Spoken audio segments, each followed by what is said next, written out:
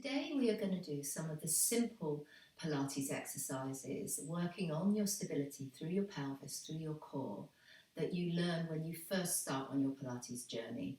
So we're going to lie ourselves onto our backs and find yourself in a position where your knees are bent up.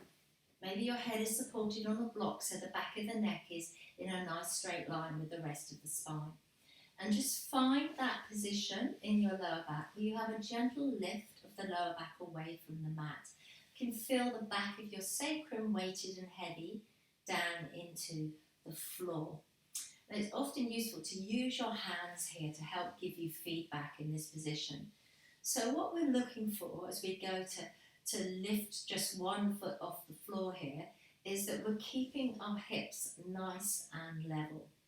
So that as you go to peel one heel off the floor and then you subsequently lift the toes of that foot off the floor, that your pelvis is staying level, and then you release that foot back down to the floor.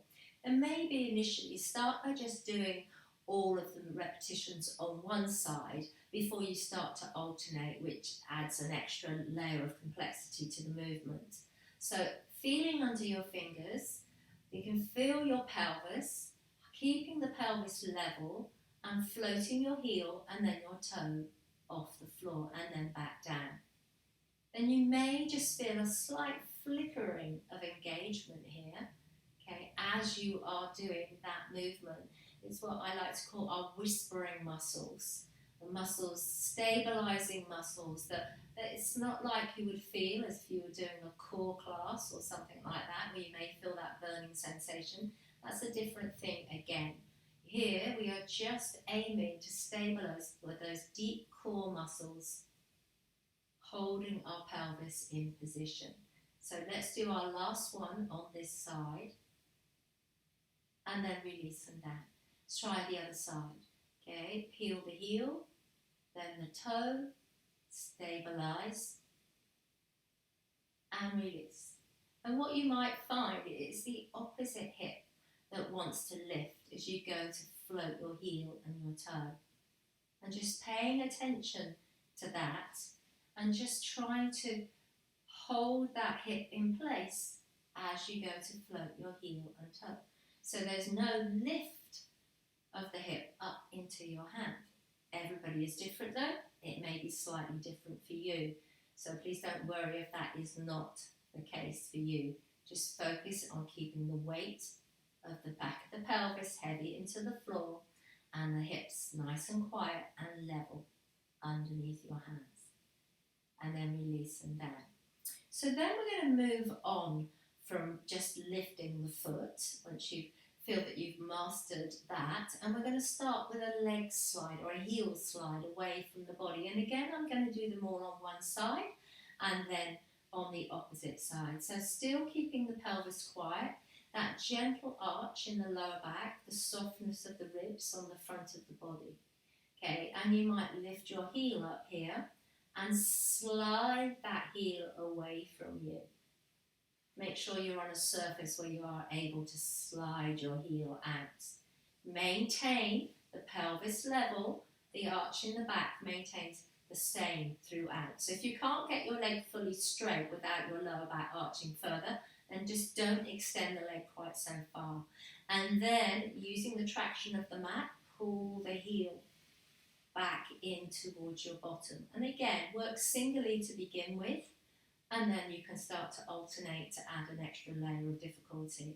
So sliding your heel out along the floor, making sure that your hip isn't sinking down as you take your leg away from your center, and then drag back in. So working out what you need to do in order to keep those hips nice and level as you send your leg away from your center. Maybe sometimes closing your eyes helps you feel inwardly what is happening underneath your fingers as your flickering muscles switch on and help you to hold your position. One more time. Slide your leg out. Drag that foot back in to center. let's go for the opposite side. And you're probably going to find that you're slightly different from one side to the other as well, and that is entirely normal. We all have a degree of imbalance from one side to the other. One side where we feel a little bit more coordinated than the other. It's entirely normal. But keeping those hips level. So just watching as you extend that leg away, whether or not you're dipping down on the side of the moving leg, and just trying to keep those hips as level as you can. Okay, just 2 more here. And you can work on sets of these if you wish to, but today I'm just doing 1 set of each. And stretching that leg out, keeping the weight in the non-moving side, making sure this knee here isn't dropping out at all to counterbalance the movement on the other side of the body. Okay, from here we're going to go into some knee drops. So we're working on what we call our transverse plane across the front of the body. So begin by lifting the heel on one foot, dropping the knee outward, making sure that on the opposite side that leg is staying still. Only go as far as you can without the hip on the opposite side lifting, and then coming back into centre. Okay, weighting the back of your sacrum heavy into the floor, back of your pelvis, and drag that knee back in to centre. So again, closing the eyes can sometimes help to really focus on what is happening underneath your hands as you drag back in to centre. Lifting the heel, watching for any shortening through that opposite waist as you drop the knee out. Pull back in to centre. And just keeping it going. So about 5 on each side. Making sure that you're also focusing on what the non-moving side is doing. It's staying still as you rotate out. We'll do 1 more on each side here. Pulling back in to centre. Pressing into the floor through the non-moving side and pull back in to centre. And the final one we're going to do is we're going to integrate the upper and lower body together. So we're going to add some movement of our arms. So for this, we want to make sure that the base of the rib cage stays connected to the mat underneath you, that the front of the ribs are just soft and drawing down, not lifting up as we move our arms. So take both hands up above your chest.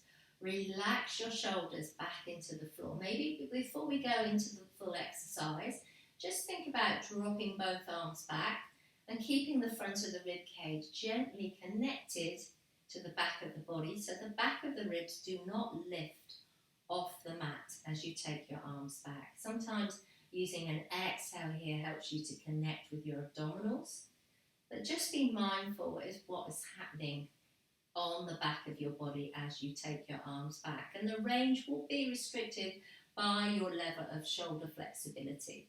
So let's take both arms up again. Relax your shoulders down and you'll recognise what the lower half of the body is doing. We're going to slide one heel away from us and simultaneously take the opposite arm back behind us, keeping the core and the centre of the body still and stable.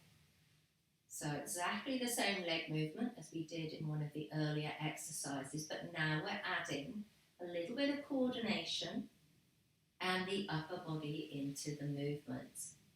So just alternating. If you want to stay just doing all on one side to start with, that's entirely fine. But just focusing on sliding that leg away, keeping those hips as level as you can, and sliding the opposite arm away as you do it. Maybe using an exhale here can help you connect with your abdominals a little bit more. But as you can see, this adds an extra layer to the movements. So it may take a little while to become au fait with this one, and that is absolutely fine. Okay, we'll do one more to each side here. Extending the opposite arm and leg, maybe using an exhale here to connect you with your abdominals, making sure that the lower back does not further arch, or the rib cage doesn't lift away from the mat. And then come back into center and release them down. So roughly 3 to 5 on each side there, depending on how you find the exercise. But there should be no discomfort in the lower back, and we're aiming to think about stability through the center of our body as we begin to learn our Pilates repertoire.